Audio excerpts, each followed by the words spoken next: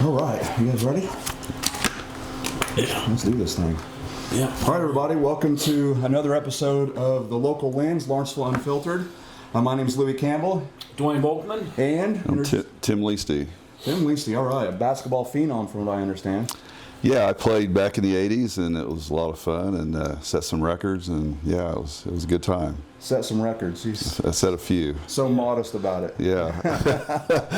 One of which still stands. I run a news page on Facebook and did an article about your 68-0 team, and 68-0 is pretty impressive. It's back-to-back state championships. Yeah, yeah. And that's a record that still stands today over 40 years later. Yeah. It's pretty incredible. Yeah, a lot of it was two classes back in those days. And the 72 was the first year that they split into two classes, and that's the first year that Coach Felling won the state tournament when we went to 1A and there was a 2A. Okay. That was the first year that they split classes, and Lawrenceville won in the first year. That was really a milestone for his career, you know, because we played a lot of 2A teams and tournaments and that kind of stuff. But to win that state tournament was, in my opinion, it's more like the Hoosiers than the real Hoosiers movie, because they were 13-8 going into the regional. They weren't ranked. They weren't thought of at all, really.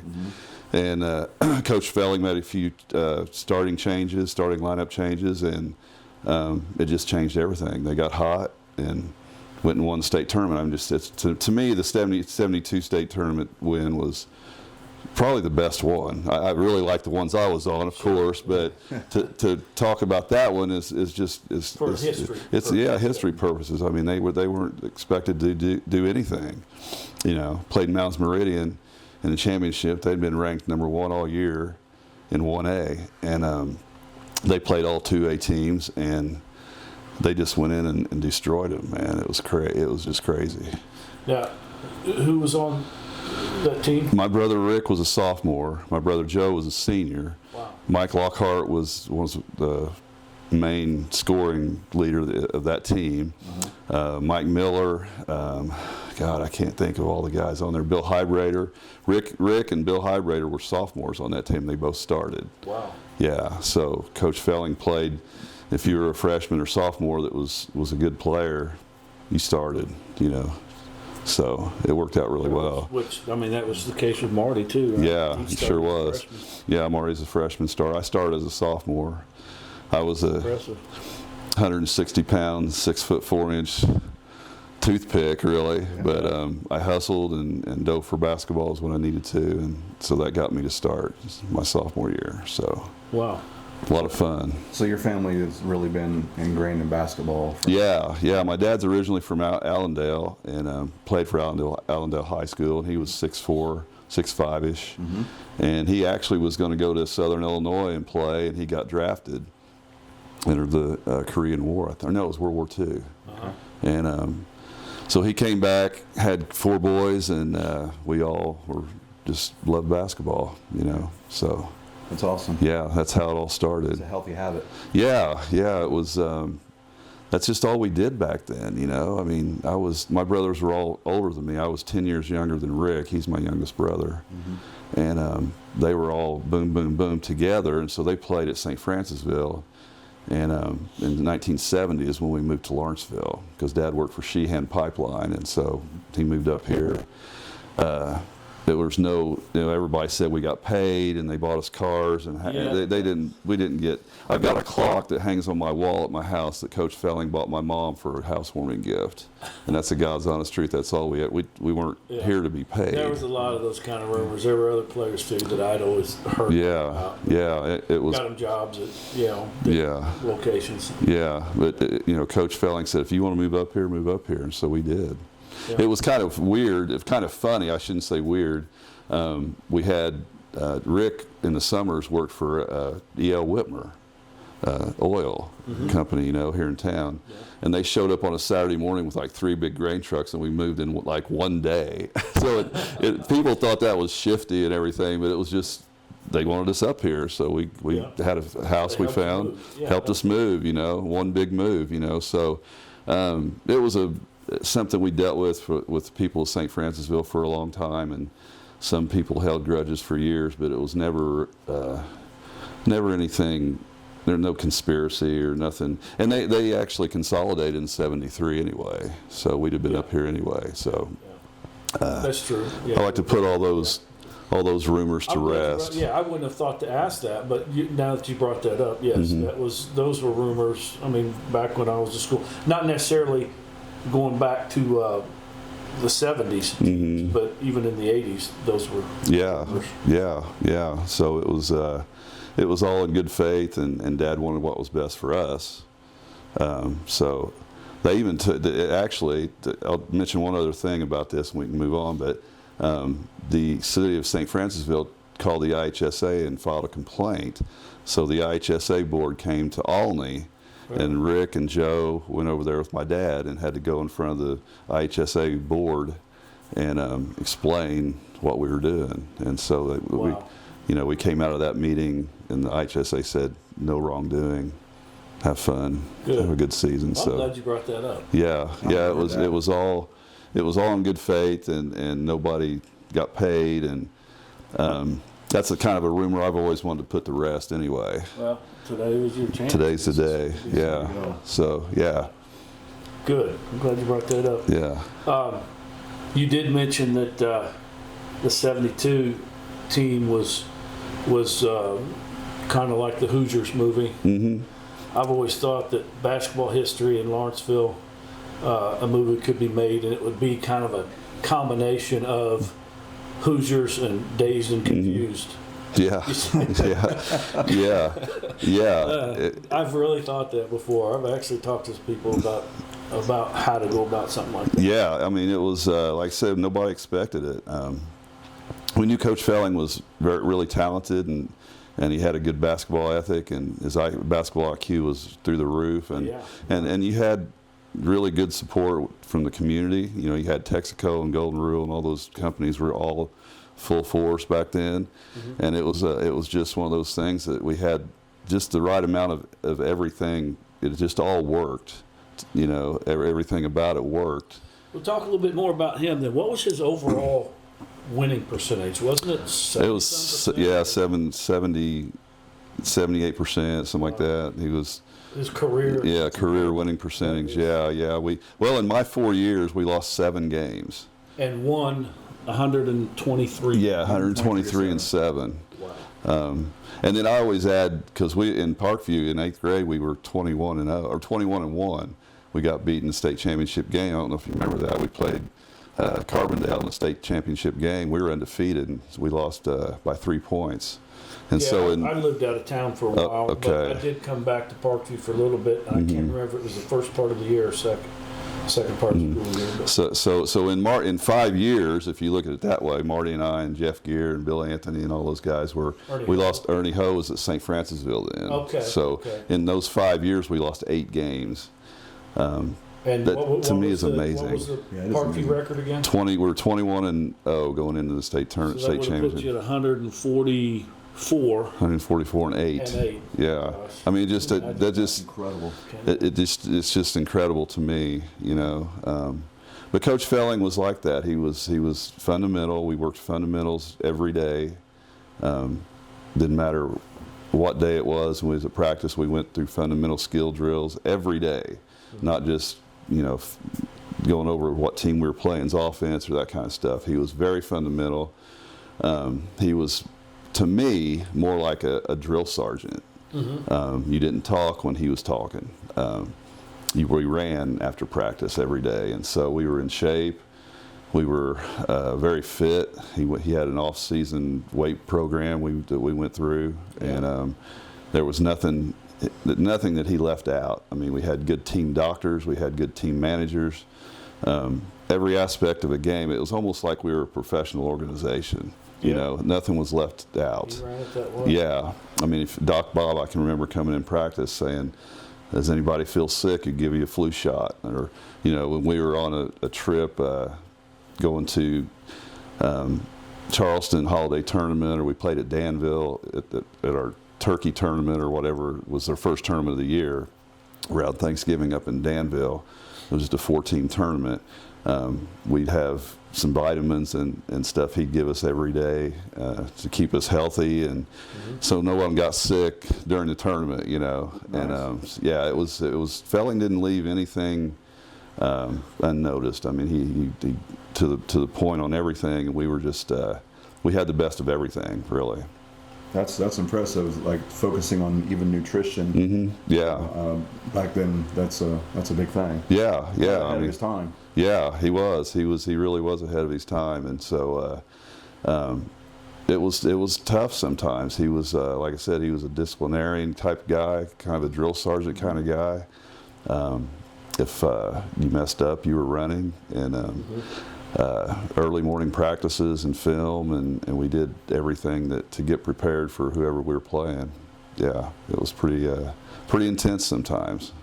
Now, having a good coach like that, I think, really kind of helps shape young people too. Oh yeah. I had a football coach in high school that was a lot like that, and had a pretty big impact on a lot of the players that played for him. Yeah, I mean, he changed the way I look at things. I mean, you do everything.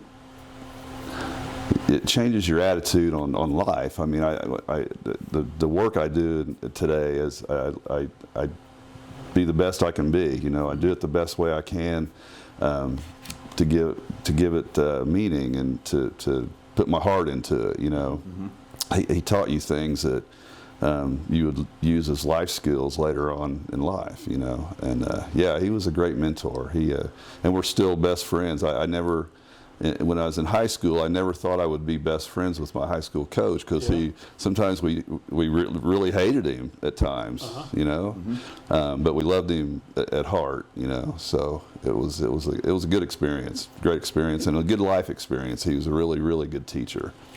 So like a parent-child relationship that when you're younger, you don't understand the lessons you're taught. Yeah, and he was the kind of guy that would come up to you after all he put you through, and if you had a really good game, he'd come up and catch you in the hallway and pull you aside and say, "Hey, see what I'm teaching you works. You know, so if you listen to me, you're going to be successful."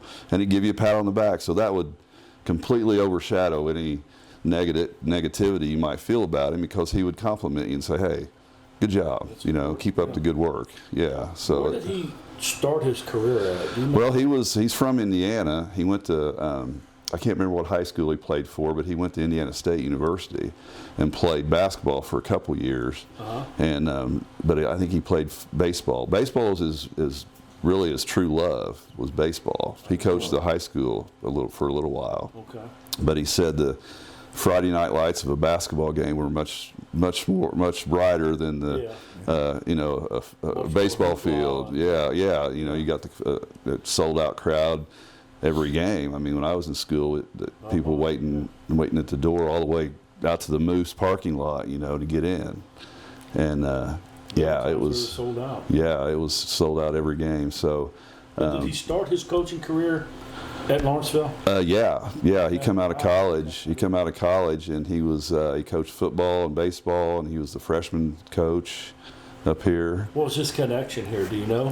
He just wanted a job opening, and he wanted a job. Well, somebody knew what they were doing when they hired him. Yeah. What a lucky break. You know, Lawrenceville had good coaches with Fear Hiley and all that. You know, gone somewhere else. Yeah, I mean, you guys were still good, but you had the talent. But he knew how to put it. Yeah. Lawrenceville was good in the '60s, '50s, and '60s. They were always good, you know. But it took him to come here and just fine-tune everything and make it what it was. I mean, it's amazing to me. I've been a high school referee this is my 31st season, and I still get people, no matter where I go, will ask me about Coach Felling. How's Coach doing, or how's Rick or Marty or Doug or Jay? You know, you talk to those guys, and I keep in touch with all of them. So it's so start back with the '70s teams. Your brother Jay, and talk a little bit about what some of them did after their high school career. I mean, we know Jay went to Kentucky. Yeah, well, like I said, Rick and Joe were on that '72 team. In '73, they Rick's junior year, they got beaten the sectional at Bridgeport by I want to say Marshall, but I'm not sure if that's right. It was Marshall, I believe. Rick's going to kill me if I get this wrong. But anyway, they went and played in the Super and got blown out. But Lawrenceville and Rick to this day says that 73 team was the best team they had because they had some seniors. Rick was a junior. Bill Highbrayer was a junior. They were really, really good. Only got beaten. I think they only lost 1 or 2 games that year and ended up getting upset in the sectional at Red Hill. And then in '74, they won another state tournament. Rick's senior year, Jay Shidler was a sophomore. Stanley Dickerson and Bill Highbrayer and I'm going to leave out some people, but Jay was a sophomore and a really good sophomore. And they ended up winning the state tournament. Rick was all tournament team, all state, first team, all that. He was the man. We call Rick the golden child in our family because he just was. He was the standout. I was a good player, but Rick was really good player. Joe was a good. My oldest brother Mike played at St. Francisville, and he was a really good player. But Rick was. You guys ever play one-on-one? Not that I can talk about. I mean, we were competitive. All of us were, but we never got down and played 2-on-2 or nothing like that. You know, we just kind of. Shot around, I think, more than anything. But yeah, Rick was a really good player. Went and played at Illinois. He got letters from all over the country to play. He actually wanted to go to Indiana and was going to commit to Indiana. And Coach Knight called him and said, "Hey, we're going to go a different direction. So we're going to retract our scholarship offer." And my dad was really hot about that. Wow. Oh, he was mad about that. So he was going to commit to Indiana, and then end up going to Illinois and playing for Gene Bartow in the beginning. He's the guy that recruited him, and his sophomore year, Gene Bartow went south to somewhere else, and that's when Lou Henson came in. So he played for Lou Henson the rest of his college career. And he became really good friends with Lou. We'd go up and see Illinois games and sit with Lou Henson and eat dinner before the game, stuff like that. He was a great friend with Lou. Lou and his wife came to my dad's funeral in '77, and he was a really good player. But they won the state tournament again in '74, and then with Jay Shidler, they went back in '76. I mean, they could have easily won that one. Got upset by Rova in the semifinal. Ended up getting 3rd place with Jay, and that was a sold-out event. Jay Shidler's last high school game, and he was really good too. Of course. Where was that game at? Champaign, state tournament. Yeah. He went on to a national championship at UK. And then he went to Kentucky, and in '78 they won the national championship. Yeah. So, it was. Everybody says it was Coach Duke, right? Duke, yeah. Beat Duke, and everybody says, well, no wonder Coach Felling won so many state tournaments to look at the players he had. Well, yeah, of course he had good talent, but I don't think anybody else could have coached us to those for 4 state championships. I really don't. Yeah, it takes more than a bunch of talent. It takes something cohesive, a vision to bring that. Together. Yeah. Like I said, the way Coach Felling taught the game of basketball and coached it, and it was just like no other. And so you need that direction. You need that somebody that's going to tell you when you're doing wrong and let you know, not just him haul around about it. Let you know that this isn't what we want, you know. And right. So yeah, because I would think that if you have a lot of talented players on a team, and without a good coach, some of those players are going to want to be the standout on their own, and the coach has got to keep them in line. Exactly. That's was one thing I wanted to hit on was role players. I was a role player. I played defense. I always liked it because Coach Felling would put me on the other team's best player. And your position was? I was a forward. Okay. So I was really good at defense, rebounding, getting steals and points. That's how I got my points, was off rebounds, putbacks, steals, that kind of thing. Marty and Doug were our scoring guys. I mean, that's what they did, and so we ran plays for them, which I didn't care. Ernie didn't care. Bill Anthony didn't care. Jeff Gear didn't care. Let's run this plays, get these guys some points, and we're going to get ours. You know, I probably averaged around 5 or 6 rebounds a game. I think 11 my junior year and 13 points a game my senior year. I didn't get to 1,000, which I really wanted to get, but back then you don't really think about that much. Right. Yeah, we had other things that we were good at. That's why we were good at all aspects of the game, because we were willing to be role players and not have any animosity toward Doug or Marty. Mm-hmm. And those guys were such great people, great players and great teammates, that you didn't care. As long as we got the win, I didn't care how many points I had. So there was no egos? No, there was no egos at all. Yeah, that's the way Coach taught us to be. We're going to play as a team. We're going to do our role, play our role, and we'll win this way. So we believed in what he had to say. We believed in his system. And there was really no animosity about it. All the players were like that. Our second team, man, I tell you what, we had guys that Mike Shoulders and Darren Blair and Dave Parker. Well, Dave was a starter off and on. And some of the younger guys, Chris McKinney and Jeff Joins and all those guys, they would have started anywhere in the conference. Mm-hmm. on another team. On another team, yeah. But yeah, they were all willing to do what it took to make us better and get the playing time that they got. Sometimes wasn't a whole lot, mm-hmm. But they did their job and in practice and made us better as a team, you know. So one of those you mentioned, I was good friends with in high school, and that was Mike. Mm-hmm. He was just a all-around athlete. Yeah. He was coming out of 8th grade. Marty and Mike Shoulders were the best two players coming into the high school. We thought that's the way it would be, you know. And we were role players back then, because back in those days, Coach Felling got with Phil Alsman, which was our 8th grade coach, and said, and Ed Gardner, a great friend of mine, was the 7th grade coach, and they got with him and said, hey, here's the plays that I want you to run. You can run some other stuff if you want, but here's what I want you to do in practice. Here's what I want, the drills I want you to run them to death, make sure they're in shape. And he got with the 8th grade coach, and they were on the same page, you know. So when we got to high school, we knew all the plays already. We didn't have to go through and get pages and pages of plays, because we knew them already. So that was another good thing about Coach, that he got everything, some of the lower grades, to buy into everything, you know. Yeah. So when we got to high school, we didn't have to learn everything over again, you know. So it just worked out really good that way. I think that's the way every school should be. You know, every high school basketball team should get with the two coaches, get together and say, here's what we're going to do in high school, so why not make it easy, you know? Farm league. Yeah, exactly. It's basically a farm league. So now, just briefly, and we'll move on, but because I was good friends with Mike, and of course Mike passed away a couple years ago. Ago. But he was only like 5'10", right? Wasn't he? Yeah, 5'9", 5'10". Yeah, dude could jump out of the gym. Yes. I mean, he was such a great athlete. Played football, baseball, track, and basketball. Four-letter athlete. Holds the high jump record for high school, right? Yeah, 6'7". I believe it's 6'7". I played with him one time in a church league in Bone Gap, and I saw him on a fast break. He was showing off. On his own, dribbling down, took the ball without traveling or anything, bounced it off his head, onto the backboard. This was after high school, of course.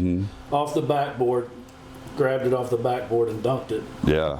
And the whole gym was like. Yeah. Oh yeah. He was that way all the time. It was so funny, because he would get a dunk, and only being 5'10", his feet were, you know, that high off the ground, and he'd be up there hanging on the rim with two hands, and it just looked freakish, because he's so far off the ground. Yeah, and looked like he's gonna get hurt coming off the rim. He was a great player. I wish he could have played more. His junior year, him and Felling got into it, and he ended up quitting the last part of the year. I wish he'd have been on both them teams, but we were all not heartbroken, but we're just upset about him not being there with us, because we played together since 6th grade, you know, 6th, 7th, 8th grade, and all of our high school careers. But he was such an athlete, man. And I tell you what, the Coach Dunn was the track coach when he broke that record. I think it was his senior year, I believe.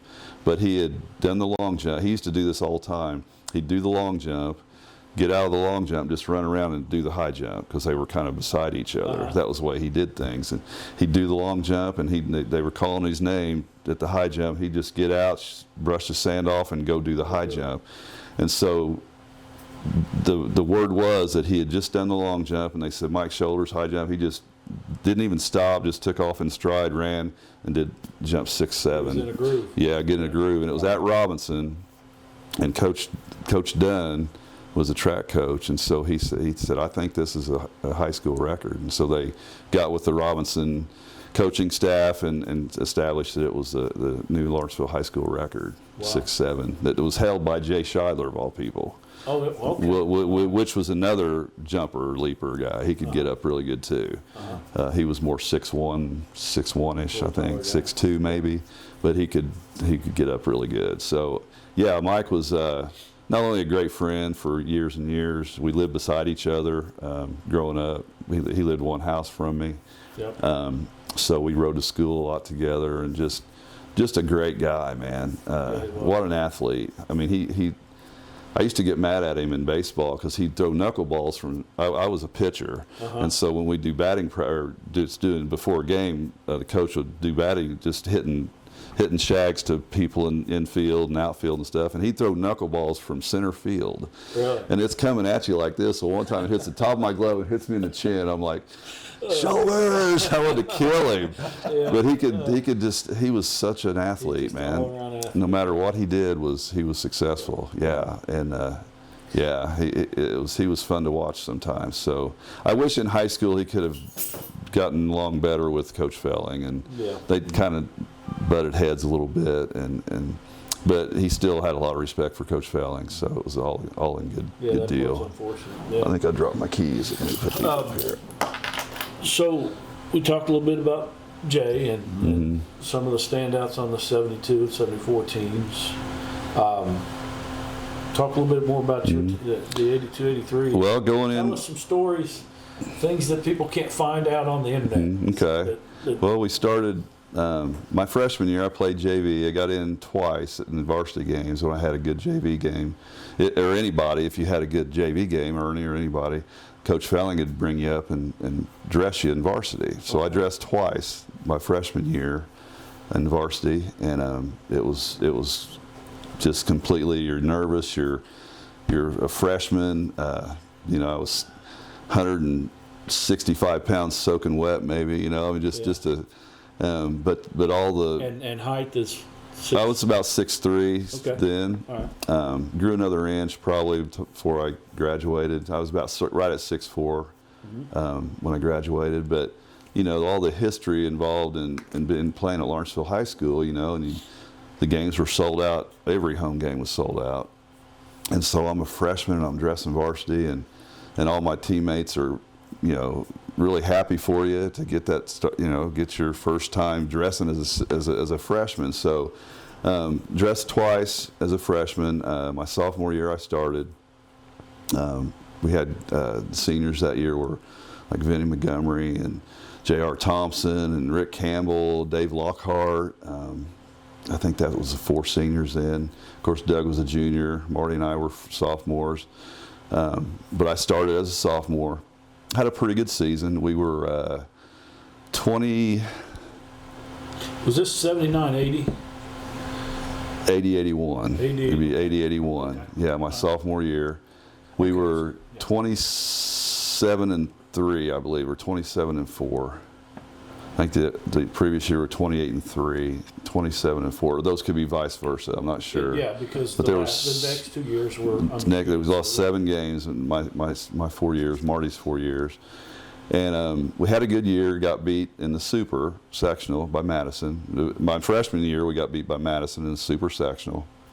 That's one thing about us. We went to the super sectional all 4 years of my high school career, which is very rare. To get there once, let alone 4 times. 4 times. Back to back. Yeah, and so, and that's one thing Larry Graham, that coached Madison High School, had over Coach Felling. He beat him twice in the super sectional. But then my junior year started out really strong, going through the season undefeated, ended up back in the super sectional, and played, wasn't Vandalia, it was... it was Vandalia High School, I believe. Vandalia High School, and got by them and won our first super sectional in 3 years, or since '76, I guess it would be. And Yeah, it was a great time. You know, going up to Champaign. You're at that point, you're 31-0 and going to the state tournament, and it's like, wow, here we are again. You know, as eighth graders, and you always look up at at my brothers and Jay Shidler and think, we want to go to the state tournament. That's what you work for. You know, that's why we're here. And here we were, 1982. We're at the state tournament for the first time since '76, and so we went into that. We worked our butts off. Wanted to go up there and make a splash and do something, and you don't want to get third. That's what Coach Felling always said. We said, not to get off this subject, but we would always ask Coach Felling, why didn't they celebrate the '76 team as much as they do the state championship teams? And he looked at me straight in the face and said, Tim, who gives a shit about third place? And it's like, yeah, you're right. Who cares about third place? We want the state championship. So went up there. We played Benton in the first round, and back then there was 2 classes, so it was an Elite 8. When you first round you get beat, you go home. And they had really pumped up this game.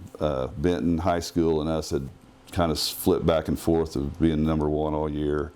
And this guy, Pete Swanson of the Evansville Courier, was predicting that Benton would just mop us.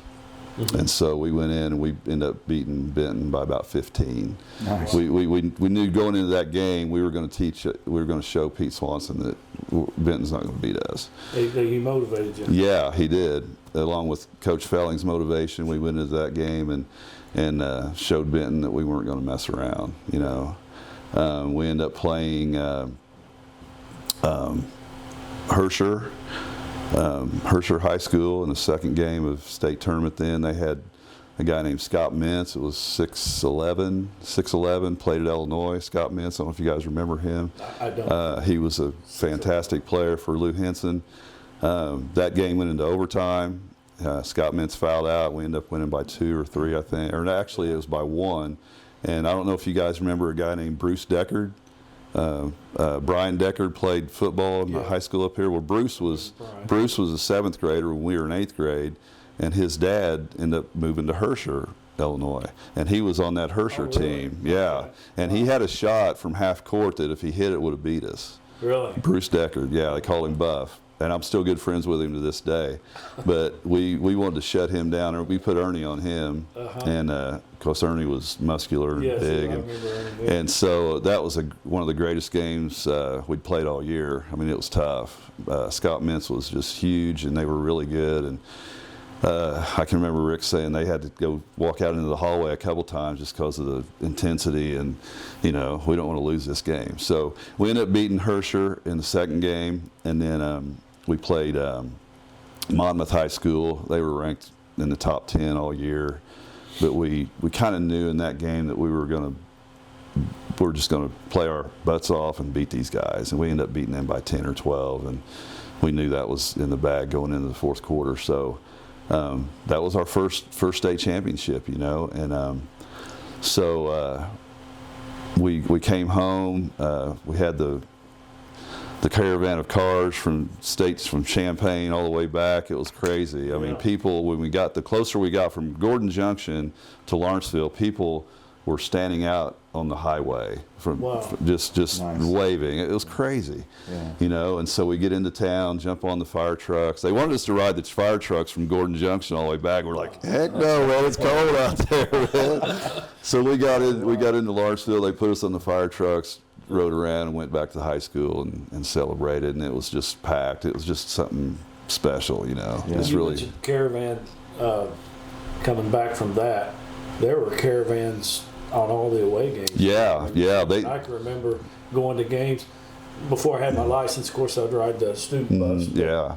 When I had my license, you'd get in a car and you'd get in a caravan as far as you could see in front of you and behind you. Yeah, it was crazy. People knew when we'd play somewhere, and the adults would take a chartered bus where they could drink a few on the way, you know, and we always took a couple fan buses to every away game normally. Yeah. And a lot of those games we would have more people in the gym than the home team would. It was crazy. That's awesome. It was. Yeah. It was. Is it true that it might have been in the second season? I've remembered this, and tell me if I'm misremembering it. That they would have boxes of like lapel pins that would say the number that night, the game that you're playing that night. Let's say it was your 58th game. They'd say 58-0. Yeah. And sometimes they would hand those out like at halftime. Yeah. Oh yeah. I can't remember. Yeah, that somebody made those up. They would make them up and hand them out before the game was over. Yeah. So it's like if we're 58 that night, we win, we're 59. They'd hand out 59-0 to wear to the next game. Yeah, there's all kinds of those pins floating around, man. Yeah. That's awesome. Yeah, it was. They made us little dolls. Some people just did all kinds of stuff, made dolls of us, you know. Did the other team ever make voodoo dolls, you think? Well, there is one time, this is no kidding, we went down to Mount Carmel our senior year, and they had like, I don't know if you remember Mount Carmel's gym or not, they had a stage, and then up above they had these windows that would open, and the roof went out, and they hung this doll that had a number 50 jersey on. We hung it by the neck with a noose. Really? Yeah, and it was hanging, and we walked in the gym, and there's this doll, like a mannequin type thing with Marty's jersey on, hanging by the neck with a noose. And we're like, oh my, wow, look at this, you know. And so the principal made him, you see somebody open the window and pull it back out. And we're thinking, wow, then like some of those schools, they would pelt us with rocks, and Felling tell us get down, because they was throwing rocks at us on the way out of town, just crazy things, But that was to us, it was fun. Love to hate a winner. Yeah, it wasn't. Hey, thanks for beating us. We'll see you later. It was get out of town, and we have police escort. Mount Carmel seemed, and I have ton of friends in Mount Carmel, but Mount Carmel was like always the school that we had to have a police escort out of town that night, so people wouldn't throw rocks at us and stuff. So it was crazy times, but we loved it as kids. You loving being the center of attention, and the crowds were just fantastic all the time. But you mentioned earlier how just genuinely good some of the people were. I wasn't real close friends with you in high school. I was close. Well, I didn't run around with him, but I knew Marty pretty well. Lived nearby where he lived, and I had a few classes with him. And he never had an ego. Never. No. He was one of the nicest. He still is. Him and Doug Knofsack are grounded. Yes.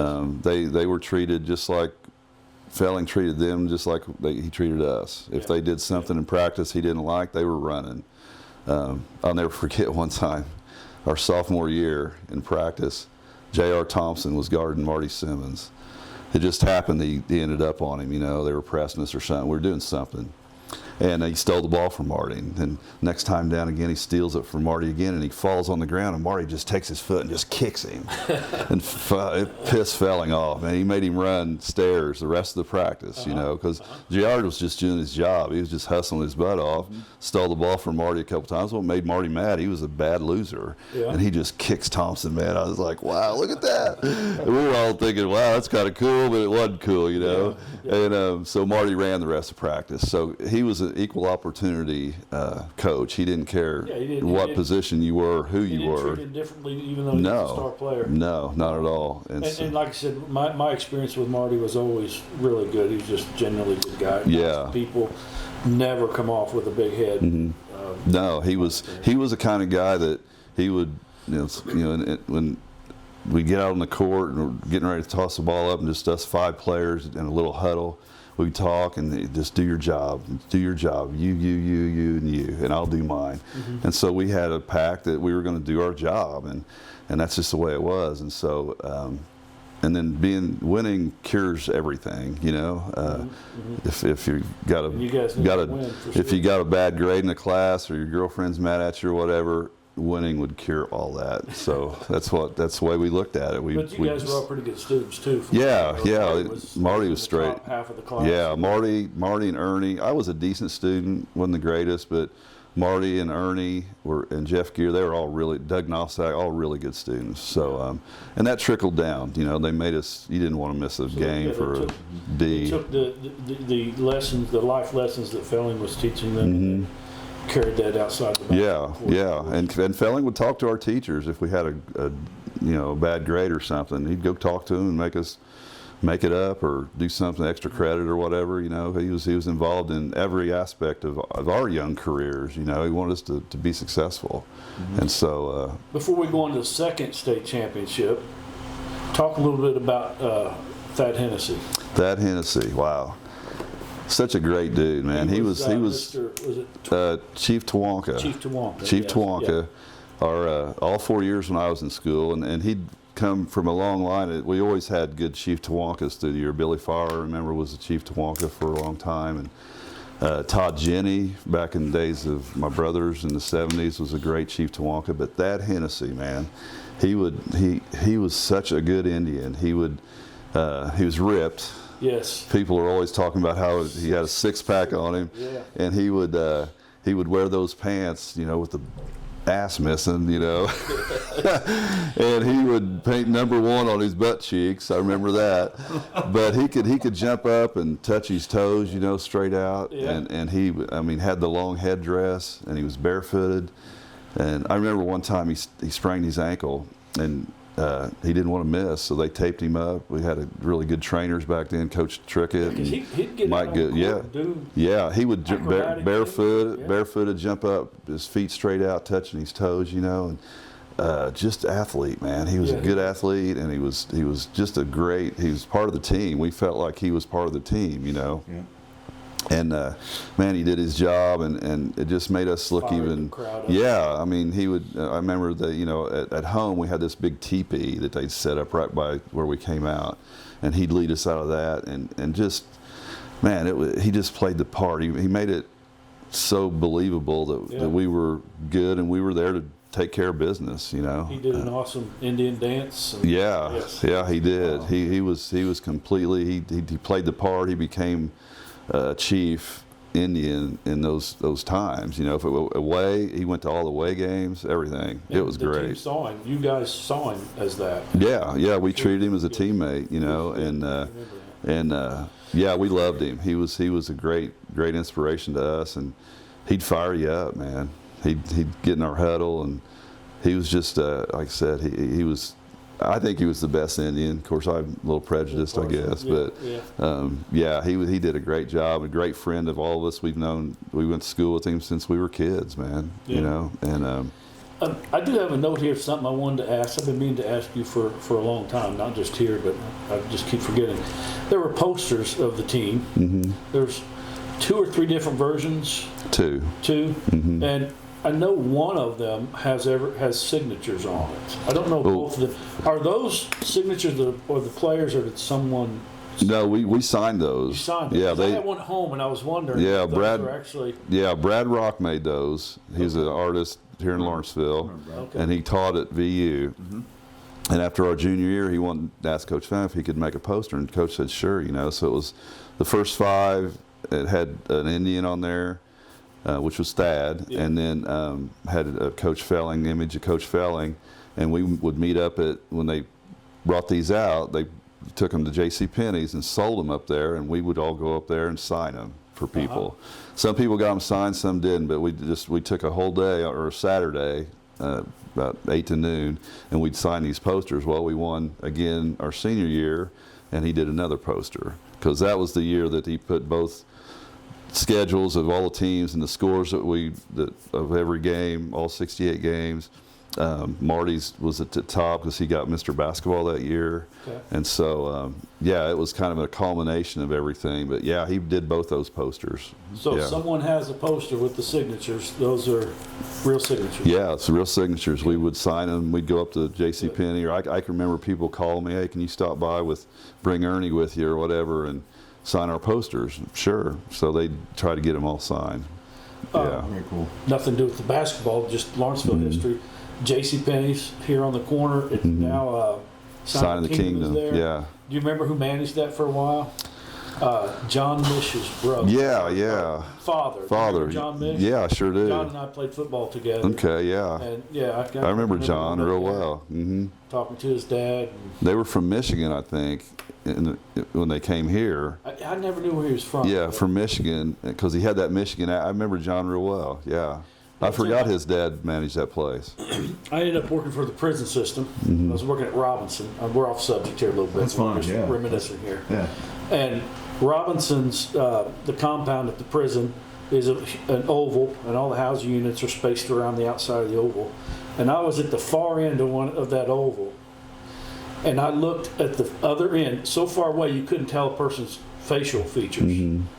And I hadn't seen John. Let's see, this would have been in early 90s, so it'd been 10 or more years since I'd seen him since high school, because I moved out of state after I graduated.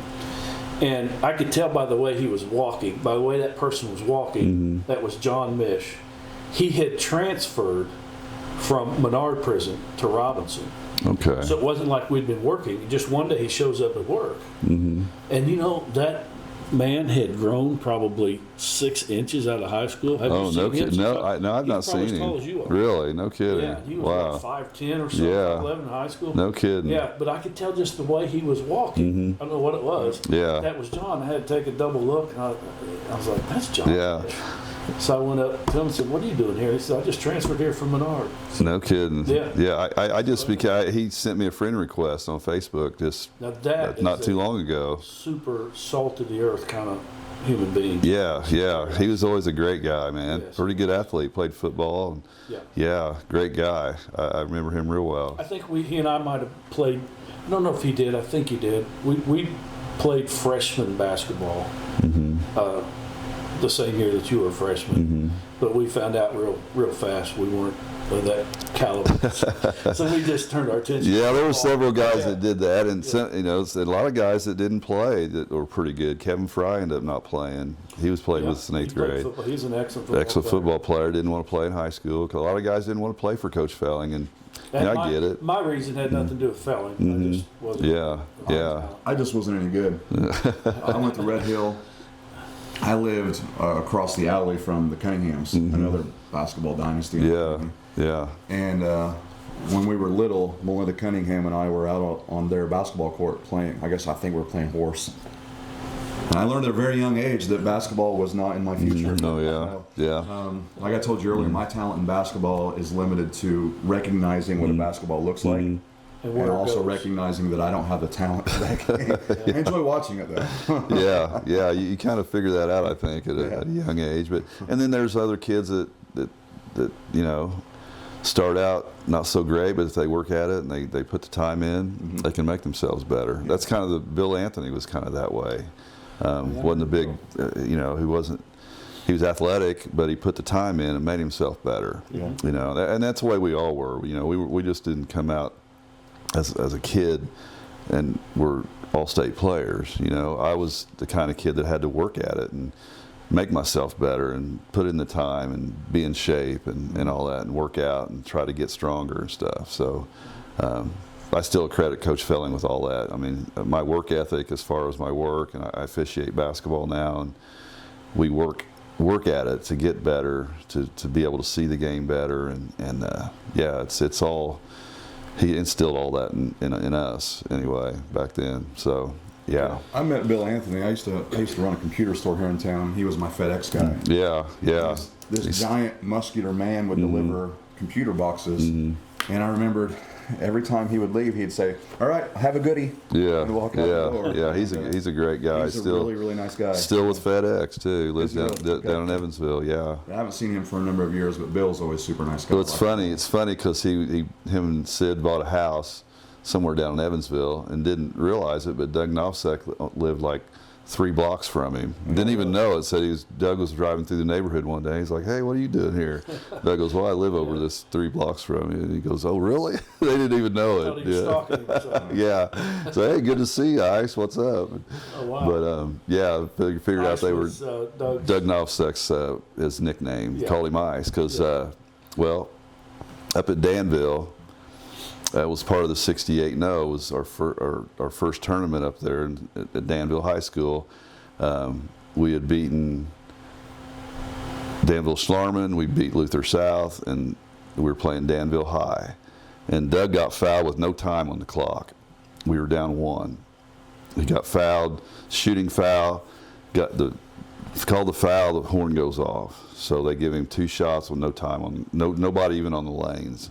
Here you got 2 shots. Wow. Went up there, and he just dribbled, boom, dribbled twice, boom. Didn't even take time. He knew he was going to make these shots. Made both of them, game over. So that's part of the 68. Wow. And that's where he got his. That's where, and Dr. Bob Kirkwood gave him. You got ice in your veins, man. So we started calling him Ice all the time, and he had that name the rest of that year. And he made those free throws because coach fundamentals. Yeah. He had proper shooting techniques, elbow under the ball, ball and flat in your palm of your hand, good flip, good rotation. Rotation keeps the ball on the rim. If you shoot a flat knuckleball, it's going to bounce off, but rotation keeps it up there. And but his didn't even hit the rim. Both of them just nothing but net. Yeah, so we were just like, wow. And it's funny because they put him shooting that in Danville High School's in the background. And I played with a couple of those guys at OCC a couple of years later, Howie Watson and Arthur. I can't think of his last name, but they're in the back, and you can kind of see them after the first shot. They're kind of rolling their eyes, and then the second shot, they're just like, game over. Yeah. It was just awesome. No time, game over. We won the tournament. By one. By one, yeah. And so we had another situation in the regional in that first year down at Mount Carmel. Mount Carmel got the regional in '82, and they went up on us by one with under 2 minutes left.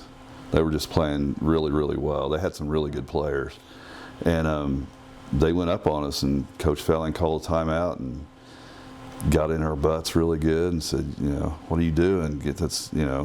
We kind of changed some things up and ended up winning that game, winning the regional. But there was, every game that we played that year wasn't a gimme. I mean, there was teams that, the NEC back then was really good. Mount Carmel, Flora, Paris, Olney, Marshall, all those teams were really, really good back then. So you had to play well to get a conference tournament and conference championship. So they weren't all gimmies. Well, tell us now about the second year. Okay. That completed the 68-0 run, which again, for a small town, we're just a small town in Illinois. The high school still holds. Yeah. We went in. Coach Felling. We used to do. They weren't legal really, but he would just do open gyms in the summer, and you weren't really required to be there, but you were. It's like it's a good idea if you show up. Yeah. And so he just would say, why can't this be us? Why can't we do this again? We got an all-state player. We got all the role players that. You're all seniors. We're mostly senior laden, all the way seven down, 8 guys. So who left? Doug Novsek, Brian Need, and Brian Cochran were the 3 seniors in '82. All right. And so we lost those guys. We're going in, everybody's seniors, and then we have juniors or, Joins and McKinney and Frohawk and all those guys, which are really good players. And he kept saying all summer, why can't we do this again? Why can't we be the team that does this again? And in our minds, we're thinking, well, yeah, I mean, we want to do this again. We've got everybody here. We got Marty Simmons as an all-state player. It's going to break scoring records and everything. So, yeah, let's do this again, So we started out, our senior year, we beat people. Really, I mean, we were just scoring machine. Ernie Ho could shoot. Jeff Gear could. I mean, we averaged like 6 turnovers a game, which is phenomenal. I mean, anything under 10 is really good, but 6, 7 turnovers a game, and Coach Felling didn't like that. He wanted us to be around 3 or 4. Yeah.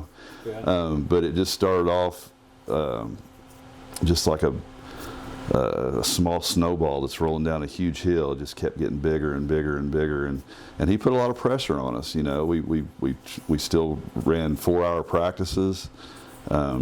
We ran. I mean, he put the pressure on us. He knew that it was going to take. We couldn't let our guard down. We had to stay strong and ahead of everybody. Right. He knew everyone was coming after you. Yeah. If you get a shot, and we had targets on our back, I mean, if you beat Lawrenceville, we were ranked number 1 preseason all year long.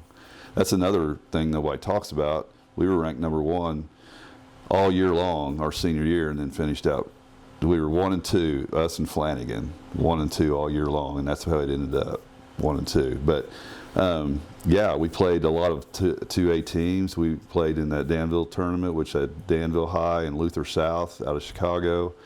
They were both 2A teams. We went to Charleston for the Christmas tournament, and there was 3 or 4 2A teams. Effingham was in that. Belleville, I'm not sure if Althoff was 2A, but they had several 2A teams in that. That's a 16-team tournament. We went and won that.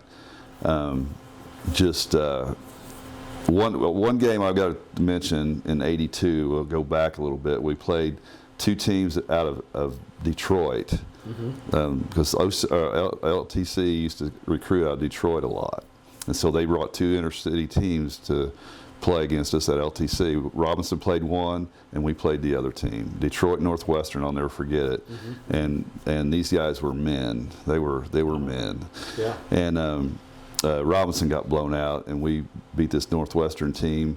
They put 2 guys on Doug, and Ernie was wide open, hit a shot at the buzzer. What game? Where would this? This was probably before the Charleston tournament, sometime between the start of the season and our Christmas tournaments, and something like that. Okay. You know. Okay. But anyway, that was another team that was supposed to beat us really bad, and we ended up beating them by 1 at the buzzer. Ernie Ho shot a shot, and it would have been a 3-point shot nowadays, but jumped up and just stroked it right in, man. Wow. Yeah, it was It's a going to good. be awesome to have those kind of memories, Tim. Yeah, and so we go in, we win the Charleston tournament. We come out of that, we all of our conference games. I remember one story about, we were at Flora one night, and they sold tickets all day that day, and only give us enough tickets for our parents and some of the students. I mean, we had one little section up in Florida, and they probably illegal, but who knows? Maybe it is, maybe it didn't. But we had no fans there hardly. A lot of people couldn't get in. They were all pissed off, you know. So listen to it on the radio outside the gym. But it was at Flora, and we won by 7. They played really well. We played against them. Tom Welch was their coach back then, and they played us really well. They were a pretty good team, you know. We won by 7. And we get in the locker room. Coach says, just change your shoes, keep your uniforms on, put your warm-ups back on. I said, okay. Didn't think nothing about it. Get back to Lawrenceville from Flora, you know, and Coach Felling says, go call all their parents. We're going to have practice. So we practiced that night. Got out of there about midnight, 12:30, something like that. Ran, and then we had to be back in the next morning at 7 o'clock to watch film. So that's the kind of things that he did, which nowadays, could you do that? Probably not, but we did what we had to do, you know, and we put up with it. What you were told. Yeah. And so, but that's you trusted him. Yeah, we trusted him. We weren't real happy that we had to. He did feed us. They fed us on the way home, so we had something to eat. But when we got back, we had to run, and we had to go over some things that a couple of our presses weren't. We let them beat us on the press. Saw something in the game that he wanted to. He wanted to change, wanted to fix. Yeah, and we had practice that night. Wow. And that was the things that we did that were you probably don't hear about a lot of. Yeah. And you know, for the parents to not. Oh yeah.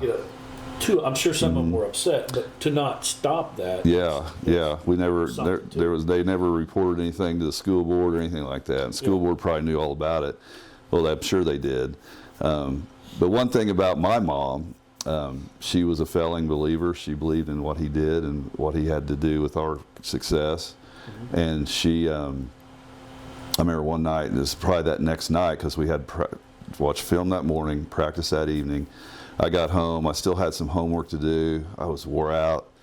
And she had supper ready for me. And I got home, and I said, Mom, she goes, what's wrong? I said, well, I'm just a little tired, you know. Still got to study a little bit. And Coach putting a lot of pressure on us. And she looked me in the eye, and she said, well, he's the coach. Wow. She turned around and walked off.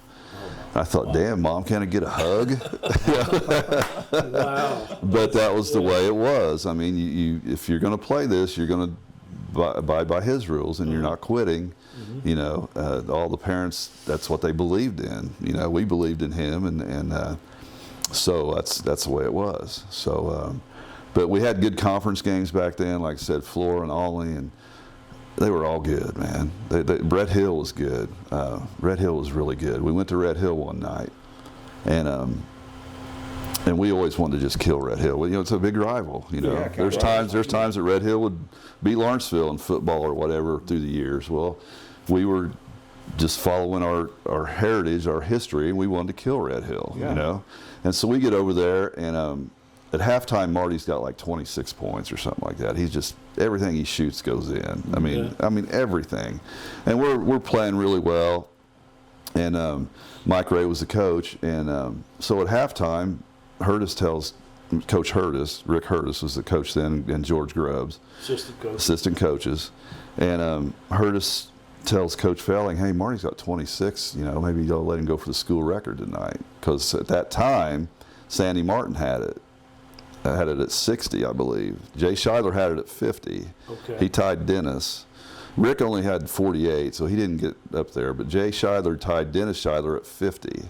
And then Sandy Martin came along on the girls' team, and I think she had 60, pretty sure.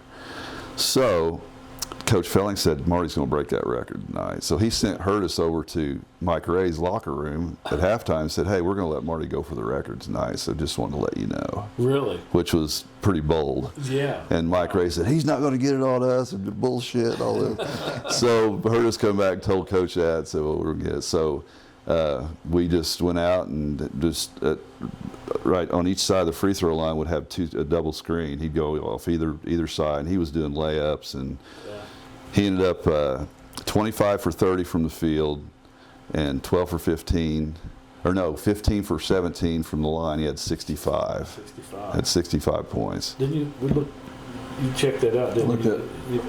Well, on the this website says he's number 36 all-time, 36 most in a game. I'm seeing most points in a game. He's ranked number 36 in the state. And they have him for 62 points. 62. Okay, that's right. I was thinking 60. And he broke. Yeah, broke Shidler's, yeah. 2 days before my 7th birthday, and my home team got killed. Yeah. Well, I had 13 or 14 in that game, but that's the way we did it back then. You know, you wanted to beat everybody, put them down early. Just talk to the rest of the team, and hey, we're gonna. Oh yeah, we were all for it. Yeah, we knew that she had 60. And he was 12 for 15 from the line. That's what it was. Had 62 points, and beat her record by 2. And that was, we were all like, yeah. What offense you want us to run? You know, what we're going to get him these points. Yeah, he'd miss. We'd get a rebound, put back. Like I had 13 or 15 in that game. Ernie had 10. I mean, everybody scored.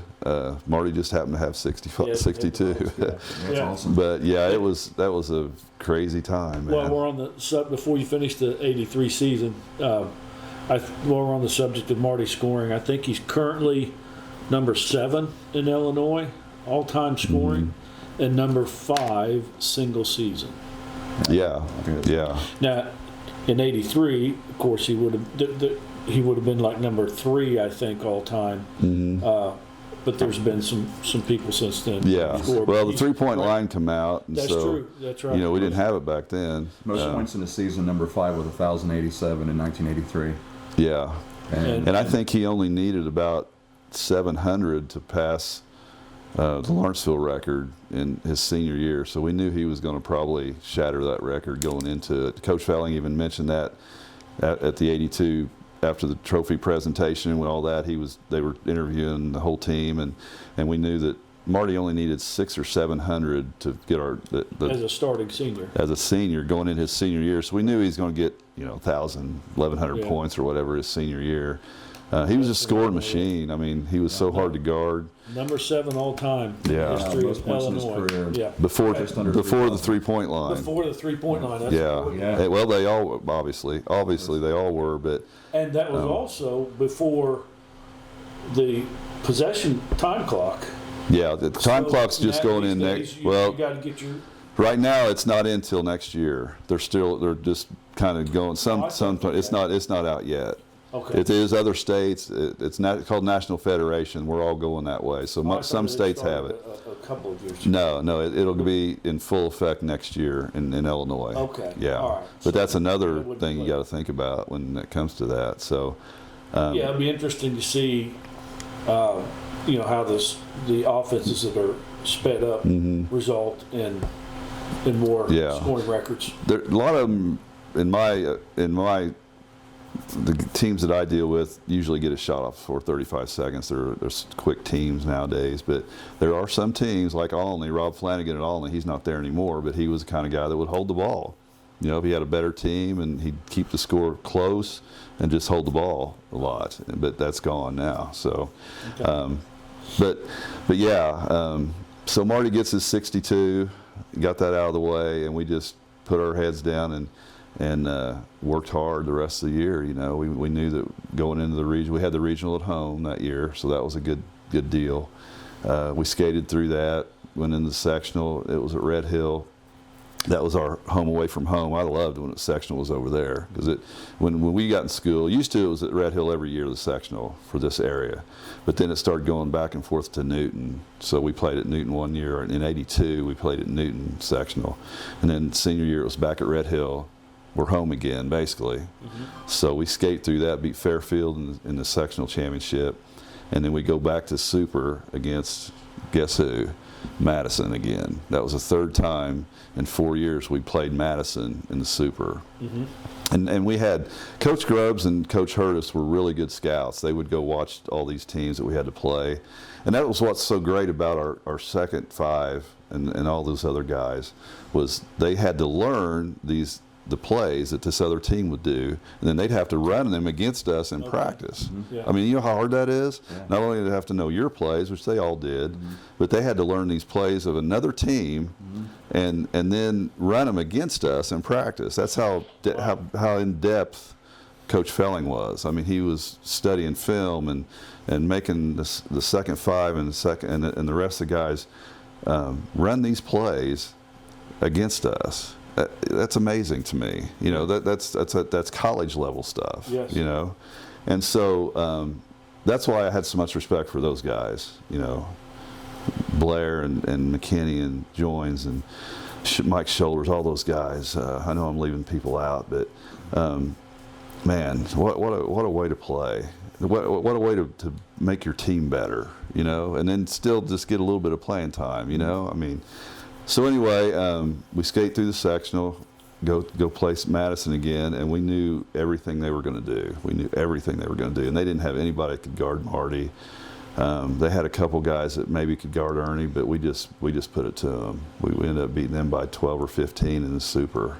And really, at that point, we'd beat everybody by 15, 12 or more the whole year. And so Felling was a little concerned that we might get up there and have a mental breakdown or a letdown, because we beat everybody so bad all year long. We really had no competition our senior year. So Marty he was concerned if you had a close game. Yeah, what's going to happen if somebody pressures us or puts us to the test, And so I'll never forget our last practice of our high school career. We won the Super on a Monday. I think it was a Monday. Yeah, they were Mondays back then. Monday or Tuesday. It was a Tuesday night. Now they're playing Monday. Okay, it's different now. But it was Tuesday night. We won the Super. Come home on Wednesday, had a pretty good practice. He kept it limited to about 3.5 hours, I think it was. And then Thursday, he wanted to come in at 8 o'clock and practice, and then we were going to leave Thursday afternoon and go out and watch Illinois play that night, and then we played the first game on Friday morning at the state tournament. Played Providence St. Mel. Yeah. With they had some really good players, and so anyway, we practice Wednesday, pretty good practice. Come in for Thursday morning, and there was always an old saying that if Coach had jeans on and boots on, it was going to be 3 hours. But if he had shorts and tennis shoes, it was going to be 4 to 5 hours or whatever. And we get into practice, and everybody's getting taped and that kind of stuff in the tape room, and we send one of the managers out and say, "What's Coach?" We could hear him in the gym talking already. And we sent him out. What's he wearing? Well, you guys aren't going to like this. Or what? He's got shorts and tennis shoes on and a Lawrenceville Indian warm-up on. And we're like, oh, my God, what's going to happen here? He put us through everything. It's like we were a bunch of freshmen just coming into the system. He put us through drill after drill after drill. We'd done forever. 2 hours on drills and turn a dribbler and passing and sliding and defensive drills and Army drill. We have forwards and centers at one end doing Army drill and all kinds of post moves, and had the guards down at the other end running drills. And then he split up, and the day before, the second team had worked on Providence St. Mel's offenses and defenses. So then we started scrimmaging for about a couple hours. And they basically, the second team, they just basically kicked our butts. It was, I don't know what it was, but it got it out of us. You know what I'm saying? They played really well. They were scoring on us. They were stealing the ball from us. It got that bad play out of the way or something. But they just. This is during the second practice. This is the second practice. Okay. Yeah, this is on Thursday morning. And at that point, when we're out there practicing, he's just yelling and just all over us, man. It's like one of the hardest practices we'd ever had, you know. And we're defending state champions. We're 65-0, going to our second state tournament in 2 years. And essentially, your second string team is beating you. Is beating the crap out of us. Okay. Yes, they're just whipping our butts. And it was funny because the PE classes that were supposed to be in the gym that day just set up and studied or whatever. And he's like going crazy. You should have seen the looks on their faces. They were just like, oh my God, this is what you deal with every day. I mean, their mouths were hitting the floor, you know, because he's throwing out F-bombs here and there, you know, and didn't care. But he put us through about a 4.5 hour practice.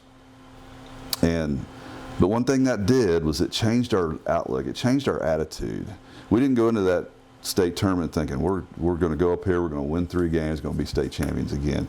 We went into that thing like we're going to go kick some ass. We were pissed. We were mad at him for putting us through this, you know. We're mad at him. And it didn't click till several years later that what a great strategy that was. He made us feel like we weren't good enough to be there. Like we didn't work hard enough to be there. We were inferior of these other teams. And we went in and played really well. Providence St. Mel had Lowell Hamilton, who played at Illinois. I don't know if you remember him or not. The next 2 years, he was a sophomore that year. 2 years later, they won the state tournament. I'm trying to think. There's another kid that played. He played at Illinois. There was another kid that played at Creighton. They had 3 Division I players on that team. And we went in and beat them in regulation. We were up 12 at half. We were just playing really well. Of course, they came back and played well in the second half and cut it to 2 or 3, or maybe even tied it up. I think they might have tied it up with a couple minutes left. We just kept our composure, scored at will, and in that game, Marty scored all the points in the second half. We didn't even realize it. I missed a front end of a one-on-one. I went in one time, Little Hamilton puts it in the cheap seats. You know, just stuff like that. We didn't realize, but Marty scored all 23 points in the second half, which is another state record at the state tournament. They announced that over the loudspeaker that he scored all 23 points in the second half. I didn't care. Wow. We got the W, right? We won the game. He could score in the whole game if he wanted. That's the kind of team we were. We wanted to win the game. We didn't care about accolades and scoring and that kind of stuff. So we win that game. And then we play in the semifinal. So at this point, we're in the medal round. You know, we're going to win something, but we want state championship again. So we play Havana High School, and they were really good. Man, they had Trevor Trempy, six point guard. Chip Boggs, they're both D1 players, I believe. Trempy played at Indiana or Illinois State. Trempy was really good, left-handed kid. You had to try to make him go right. Me and Ernie switched off on him because he was really good, and I mean he would wear you out. You know, we went man to man most of the game, and so me and Ernie would switch on him. I'd take him for a while, then Ernie'd take him for a while. We were tied up at halftime. They were talking crap going down the locker room because we both went down this big. At the end, back then, before they redid the assembly hall, you'd go down the same tunnel. Now you go to different ones now that they redid the Champaign up at Champaign. And they were giving us crap. We're going to beat you. We're going to knock you off. And so that just fueled the fire, you know. And this would have been 67? This was, 67, okay. yeah. So we come out, ended up beating them in regulation, played really well in the second half, just stuck to our guns. And Now I got to ask, when they're talking crap as you're going down the hall, is Felling allowing you guys to say anything we're back saying to shit right back to him. Yeah, we're yelling right back. He's like, get in the locker room. So, and what was so funny about that was Felling knew all the, like Lou Henson and all those guys too. So we got to use Illinois' locker room both years up there. That was kind of cool. Everybody else had their other little locker rooms. We had Illinois' locker room. So yeah, and so anyway, we go down. We talk at halftime what we're going to do. We kind of change things up a little bit and show them some stuff that they hadn't seen. And that's the way Coach Felling was. We had so many offenses and defenses and presses and this and that we could change things up and show them something they'd never seen before in scouting report, you know. So it was really interesting. Second half we went out, played really well, played really poised, and had very few turnovers. Ended up beating them, and they were really good. I thought they were probably the best team we played up there. And now here it was set for the championship game. We were both undefeated, 33-0. We were 33-0, and so were they. Flanagan had 7-foot Bill Braxick, 7'2". Yeah, I want to mention this too, and correct me if I'm wrong. Maybe this is just a memory that's not correct. I was at both of the, as a spectator at all those games, and I can remember during warm-ups. Now, you're not allowed to dunk during warm-ups. Not allowed to dunk. But it seemed to me like most of their team on their layups during warm-ups it seemed like they were touching the top of the white square on the backboard. Well, he was for sure. He's 7 foot. And then they had another. Thinking, wow. They weren't too big after him. They had Matt Serene was one of their. It was their point guard. Was an all-state player, really good. They had a couple kids that could get up. I mean, the ball would be in their hand. Yeah. St. Mel was the ones that were getting up real well. They had. They had some leapers and some really good players. And we were really put to the test in '83. I mean, Hersher was our big test in '82, but, you've got St. Mel, Havana, and Flanagan, and they're all really good. They're all in the top 5, What was our tallest starter? Marty was almost 6'6", 6'5"-ish. That was it. And then I was 6'4". Parker was 6'4". That's amazing. We were a big team back then, but we weren't we weren't to the state championship level. You're dealing with 7-footers, and that kind of play. So I mean, it just gets better and better as time goes on. You're facing better teams. Madison was big; they were leapers and big. That's going back to the Madison game. I don't know if it's in this yearbook. I think. Well, you're looking for that. Would it be fair to say that a lot of those teams had individuals that had more talent than the guys on your team, but the team as a whole, obviously, was just unbeatable. Yeah, we were deep and we were just well coached. I keep giving that you guys Coach played Bell. Together. Yeah, whereas some of the other there's a teams, picture of the state.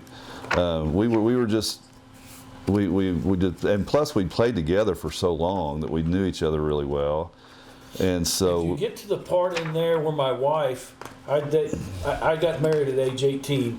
You need to pass the part up where she writes something. To me. Okay, yeah. I'll pass that through. Not Tim's. Let me see. There's a picture of Mike Shoulders jumping in this yearbook. This is '83. I'll have to find it. I'll have to find it. But in that game, we were up 12 or 15, and so some of the other guys got some playing time, and Mike Shoulders got a chance to get in the game, and the first thing he did was get a breakaway and try to get a dunk. And he jumps over a guy. It's in here, I know it is. Oh, wow. If it's in there, we need to get a picture of it on. Yeah, I'll do that. It's in the sports, where it starts the sports. But it's got him going over a guy. And that would have been in the semifinal, right? No. That would have been the super sectional. The super sectional, yes. Where is it? Come on. Which is game number, would have been game number. That would have been 31 or 60, 64? 64, 64, Okay. 65, 65. Okay. And you think that's in there? Yes. Okay. I'm sure it is. Here it is, right there. Look at him getting up over. He got a breakaway dunk. Oh my gosh. And he's going over this guy. This guy's 6'7". And Mike is 5'10". 5'10". His butt is on that guy's shoulder. He just jumps right over him. We couldn't believe it. You should have saw the. We need to get that in there. 107. Page 107. You got it right? Okay. But he's just getting off the floor there. He even goes up higher, and he actually missed the dunk. He banks it off the backboard or the back of the rim and goes off. But the form was that's the first. That's the first. And he'd been setting. All he used to do was set and stretch the whole time while he's sitting on the bench. And so when he'd get in the game, he'd go. I knew that was in there. But anyway, so they were set up with a big matchup, you know, undefeated. That's the first time in Illinois State history that two undefeated teams were meeting in the championship. Now we're going back to game number. Going back to 68. No, yeah, the 68th game. This is the 68th. Yeah, this is 68th game with Flanagan. 7-foot Bill Braxick. He committed to Illinois State. Big dude, man. And they had a play that hadn't worked all year long. He jumped center. He got the tip on Marty, and then he goes around and they set a screen for him off the tip, and he'd go in and they'd lob to him and dunk. And they did that. It was successful. They scored the first 2 points on a dunk in the championship game, and they said that it hadn't worked all year, and it did in that game for some reason. But we just stuck to our guns. We did what we had a plan. Coach Felling had a plan going into that game, and we just stuck to it. And we ran our offense, tried to pull him away from the basket. He got a couple block shots on Marty and me, and I think, but we just were quicker and better. And Marty was way better than him. He just had several inches on Marty, but. We just stuck to our guns and kept it tight, kept it close. I think this final was 44-39, if I'm not mistaken. It wasn't a big high-scoring game, but could that have been the one where there was, toward the end, you guys stalled a lot? Yeah, when we knew that's the crowd's chanting. And when we knew. 4 corners. Yeah, we had a 4 corners play, and Marty was in the middle. Yeah, and we'd throw the ball over to the other. Whoever's in the other corner, we go screen for him, and if Marty needed, he'd step out, and he handled the ball really well, so we would get him the ball, and we had a really good stall offense. We could hold the ball on you for a while. As an official nowadays, I see a lot of teams try to hold the ball with 3 minutes, and it's a disaster. They can't do it, and they end up getting steals. But we were able. We worked on it a lot, and we would work on it. Coach Felling would make us work on our stall with 7 defenders. Oh, wow. Or 6 defenders, you know, put eight guys out there on us. Yeah. So we learned really well to handle the ball, keep it away from the defense, don't make stupid passes. And then we could score off of it too. If you had a wide open layup, we'd go score on it. But we worked on it a lot. And so once we started pulling the ball out with about a minute and a half, we had, I think at that point, a 3-point lead. We ended up winning by 5, I think it was. It might have been 44-41. Yeah, it was just one of those things where we worked on everything, every aspect of the game. We worked on hours and hours in practice, so we knew that we could hold the ball on them a little bit at the end. Of course, if you had that 35-second shot clock nowadays, you couldn't do that. But or you could hold it for 30 seconds or so and then try to score. But yeah, we worked and worked and worked on every aspect of the game, so we knew that we could hold the ball on them once we got a lead. And let the time tick away. So and that was the record. That was setting that was a record-setting game. Season. Yeah, 2 years undefeated. Took home a lot of good hardware. It was just a fantastic time. I remember after it was all over, I just got it. We came back, big caravan back to the high school again. Same thing. And after that was all over, I just got in my car and just drove around. And cried because I knew it was all over. Yeah. I mean, it gets to me even today. Yeah. My high school career is over. I mean, it still obviously goes to my heart. because you spend a lot of time with these guys, man. Yeah. We spent as 6th graders all the way to our senior year with the same guys, same group of guys. And a lot of you all are still close. Yeah, we're all still close. We're all still real close. And I mean, when you spend that much time with somebody, and then all of a sudden it's like, wow, Monday we don't have practice. You know, I'll see these guys in the hallway, but it ain't the same. You know, and so it affects you. But we're still close. All of our, you know, Coach Grubbs and Hurtis and Coach Felling are all really close. You know, we get together as much as we can because Coach Felling's in his 80s and he's got dementia, and so you just never know when he's going to be gone. And so it just was a fun time. It's something I wish every high school kid could go through, you know, and they put their heart into a game like we did. You want to see them succeed. Sure, that'd be nice, but they all can't be. They all can't do it. Win. Yeah, there's only one champion. Yeah, right, yeah. exactly. Lawrenceville's doing well this year. Yeah, Yeah. I'd like to So see far. Lawrenceville. I'd like to see Lawrenceville do well this year. I think they've got the 11 so far, yeah. they got the same situation of kids that have played together since 3rd or 4th grade, and because they start them now in AAU 3rd grade level, That's you know, awesome. and so they're a bunch of great kids. Tad's done a great job with them, Tad Schick, and so I'd like to see them do, you know, bring home some hardware this year. They already have. They won the Capital Classic. They can win this Effingham T-Town tournament if they play hard. Which is where you're going here in a little bit. Yeah, that's where I'm going tonight to officiate, and but yeah, it's something I could talk about for days We and may have days to and back for on. hours. This is, Yeah. I'm going. Yeah, there's a lot of stories that I could still think We of. want to talk about some of the, like I said, more of the behind the scenes stuff. Mhm. Can you kind of top this off with what you know about? I mean, I know a little bit about where Marty went after high school, and I'm talking about his coaching career. Yeah. Can you share? Yeah, he he started out at Indiana, and after 2 years he transferred to University of playing That's when he's career. playing. When he's playing, he left Indiana, and because Coach Cruz was one of the nice assistants, he got the Evansville job as a head coach, Jim Cruz, and so Marty felt like he wanted to transfer to Evansville, and Cruz said, "Come on." So back then he transferred, I believe he had to sit out a year back then. And then ended up playing 2 years for Evansville. Well, he became a grad assistant for U of E for a couple years. And he needed some head coaching experience, so he went to a little town in Wisconsin, like the La Crosse Catbirds, I think was the name of the college, and got a couple years of head coaching experience. And then I think he came back to Evansville, and Cruz retired, and he took over the head job there and stayed there I take that back. He was a grad assistant with Cruz, and then he got on at SIU Edwardsville. He was there for a couple years, and then came back to Evansville and got the head coaching job after Cruz left. I believe that's the way it went, and he was there for 14 or 15 years. When his last year, he was one game short of going. Yeah, Tournament? the last year he was there before he got fired, they were playing in their conference championship game, and a kid hit a shot at the buzzer to beat him, and he got to win. Had they won that game, they would have went to the NCAA tournament.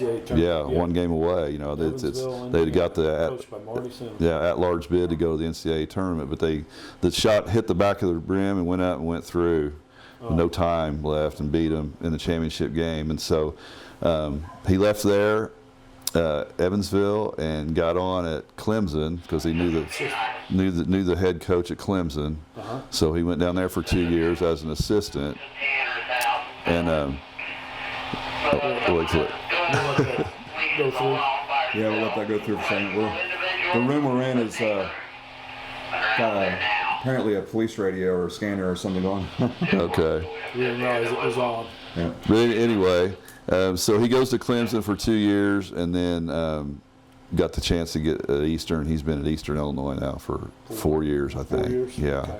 doing great. I see him all the time. One thing I do want to mention is his daughter had a cardiac arrest and had a brain anoxic brain injury. She was 35 years old. She's 39, I think now, or 40, and she became a paraplegic. And so I started a golf tournament out here at the country club. This will be our 6th year, I believe it is, and to raise money for her, because hospital bills, and she went through all of her insurance, and they needed some help a little bit, and so we got together as a bunch of our friends, and to this day we've raised over $130,000 for her. That's Wow. fantastic. It's money for her, you know, that she needs. They bought her a new van that they can transport her with. She's getting better with all kinds of technology as far as muscular development and getting her to be able to communicate. She has trouble seeing. She can't talk. She's got 2 kids. She was a teacher. It's just a horrible situation happened to good people. And so I thought as a community, as friends, we wanted to help in somehow. So with their permission, we started this. It's a golf scramble every year in March. I think it's April. It's in April. Okay. And it was just something that I felt strongly about, you know, and so we started this fundraiser for her, and like I said, we've raised about $130,000 in 5 years, and I feel really good about that, you know. I didn't realize you were the one that started. Yeah, Thank you for that. well, Marty's dad has started a bank account. It was for to help Brittany, you know, and he had a couple hundred in there trying to raise money, and when he died, I just felt this overwhelming, it's like he was talking to me, help this girl, you know, go help her. So I did. I started organizing and getting with people and trying to raise money, and we have a silent auction, we have food, and you play and donations, and it's really all cool. Around the golf scramble? Yeah, it's all out the golf scramble, yeah. Silent auction. Silent auctions, everything's right there. We get really good items from a lot of professional basketball, baseball teams, football teams. Really? All send us all kinds of stuff, man. So where could somebody find that? It's on. There's a bird. It's called Birdies for Brittany. There's a Facebook page. Birdies for Brittany is the name of it, and you can donate any time of the year. But it's a lot of fun to. We have a bank account here in Lawrenceville at the where the Arlington School used to be. That bank there, I can't think of the name of it, but it's a really Yeah, I know what you're talking about. it's a really good fundraiser, and it's well worth it. We do it every year, and so it's a great opportunity for us to help her. And if we get enough money someday, maybe we can help somebody else with a brain injury like that. You know. Yeah, it could blossom into something like that. So I wanted to get that on. Casey State Bank, yeah. I wanted to plug that if I could real quick.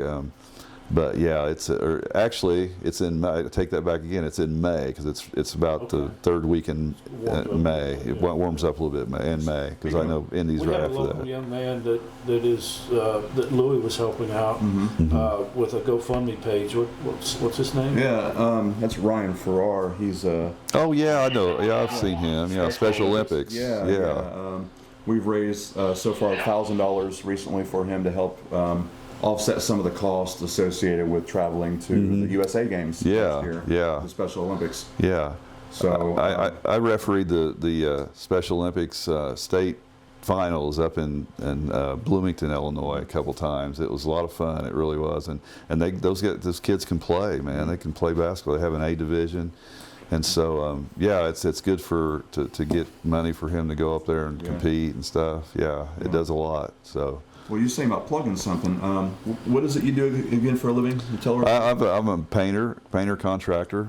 Leighty Brothers Painting here in Lawrenceville. I've been in business 30 years, and no, I'm not planning on quitting anytime soon. But yeah, I got a guy that works for me, and sometimes I'll hire some summer help, a high school kid or two that I know their parents that they just need to make some money before college or whatever. But yeah, I've been in business 30 years, and it's How does someone get hold of you?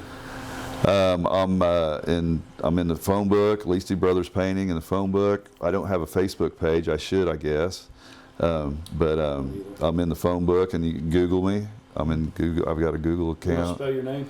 It's Leighty, 80 with an L, no S. Okay. But yeah, it's been a good business for years, and something I like to do. Work with a lot of good people, and so it's been a lot of fun. So anybody out there who needs professional painting done, give me a call. Interior, exterior, both interior, exterior. We do we used to do grain bins and all that, but we do a lot of pole barns, stuff like that, custom painting on pole barns and stuff like that. So, yeah, it's been a good business for me, and get a plug in. I appreciate it, really do. Absolutely. I think what you're doing for Marty's daughter, that's amazing. I'm a guy who's led by my heart a lot, and I love helping people, and I'm a Christian guy. I love people, and I think that's just an amazing thing. I think I met you one time in the line at Walmart recently. Yeah, we talked at Walmart. I hadn't met you prior to that, and it's really nice to meet you today. I think you appreciate seem like an it. Incredibly good guy. Appreciate it. Yeah, I was raised right. My parents were good people and Christian people, and I've got my brothers are none better than them. I love them to death, and just raised right. And like I said, I give a lot of my credit the way my attitude towards life and helping somebody and my work ethic. And Coach Felling, I mean, he instills that into you, and I think everybody that ever played for him feels the same way. I mean, everybody off that team that I played for both years are successful in life and business, and it just kind of gets just ingrained in your blood, and it's so I like to help all I can with anybody I can, and so it's part of me. I think having a good mentor is really important for people. I grew up poor. I got into martial arts young. As a teenager, I got with a martial arts coach who really was very influential. We had a Christian organization. We opened every class with the Lord's Prayer. He taught me that it was cool to be a fan of Jesus, and he was like a dad to me, and to this day, I love him dearly. He's one of my closest friends. I visit him every time I go to Olney. I stop at his house to visit and spend time with him. And so, I get the relationship that you have with Coach Felling, because I had that same relationship with Brian Baker, my martial arts coach. Yeah, it's important to have people like that in your life. I've always, my dad died at an early age. I was seventh grader when Dad died, like 77, I think it was, and so my brother, I had three older brothers that took me by the reins and said, I lost my dad, but I gained three dads, because they were all took different parts of my life and helped me get through things, and so I never wanted for anything. We weren't rich. Mom worked at Neely's Key Market down here, but I never missed a meal, and I had clothes on my back, and so it humbles you a little bit, and makes you want to work hard and do what it takes to be a good person. So I've always felt that way, and I hope I can present that to people, and I know the people I worked for 30 years I get repeat business. They like what we do, and so I can't complain. I've went to the state tournament and officiating. I've had 2 trips, and I get one more. You get 3 turns at state tournament. So I've worked state games at Assembly Hall, which is really cool. Yeah, I've been officiating for 31 years and learned from guys like Ed Gardner and Terry Andrews and guys just took me in and said, here's how we do things. Kind of the same way with Coach Felling. There's a certain way you do everything in life, I think, and officiating's one of them. You got to be fair on both ends. You can't have any no biased opinions. You work hard to get a winner and give them both the equal chance to win. So I've done a lot of really good games through the years, and I'm 60 years old, and I've got some years left. I feel good running up and down the court, and I'm not stopping anytime soon. That's awesome. So yeah. And that's what you'll be doing later today. Later today, yeah. I go to T-Town. You got to be there in just a little while. Yeah, I've got to take off here shortly. So yeah. Well, I appreciate you guys inviting me in, and it's been a nice, fun day. The invitation, Tim. Yeah, this has been really interesting. I enjoy Lawrenceville history. That's why one of the reasons we started this podcast is we want to be all about Lawrenceville. So I appreciate you coming on. Well, I hope a lot of people watch it. I think we've had a lot to talk about, and it's been an interesting day. So awesome, maybe we get Tim and Darren both on here sometime. I would love to have Darren. Yeah, I tell you what, Darren Blair will come up with some stories that I can't think of, and we've. I've told my Darren Blair story on a previous episode. Darren and I met sitting at a bar next to each other, and he kept buying me shots of tequila until when I tried to finally stand up off that bar stool, I hit the floor. Yeah. Interesting guy. Yeah, he like is. Darren a lot. He's been a friend of mine for a long time, and he went through all that too. He was on that team with us. I think I mentioned Darren. He was a really good shooter, and for anybody else, he'd have been a starter, 3-year starter for anybody else. But he put his time in with us, and he's got the same feelings I do for Coach Felling and Marty, and he helps us with the golf tournament, and he's a dear friend too. So anytime get him in here, I'll be happy to come back, and awesome. We may be here for more than 2 hours that day. That's fine. I think you can find some of those games still on YouTube. Yeah, oh yeah, you can watch them on YouTube. Yeah, I've got them on DVD now at the house because we had them on VHS, Yeah.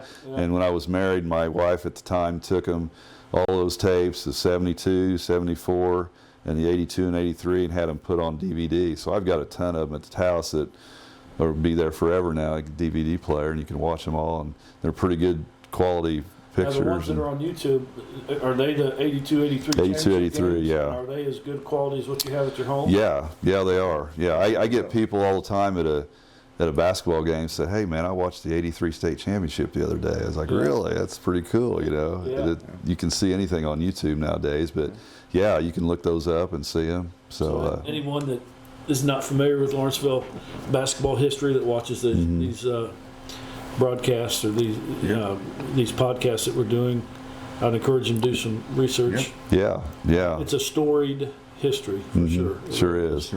Felling's a storied man. He really is. He's one of my best friends still, and he's a basketball genius. I'll end with that. Okay. Awesome. All right. Well, thanks a lot, everybody. Make sure you subscribe to the channel, hit the notification bell, and we'll see you next time on the local lens, Lawrenceville Unfiltered. Till then, peace out. All right, thanks, man. Thanks Appreciate so much. it. Yep, Appreciate thank it. you guys, man. That was a Appreciate lot it. of fun. All right, well, Went on and on. yeah.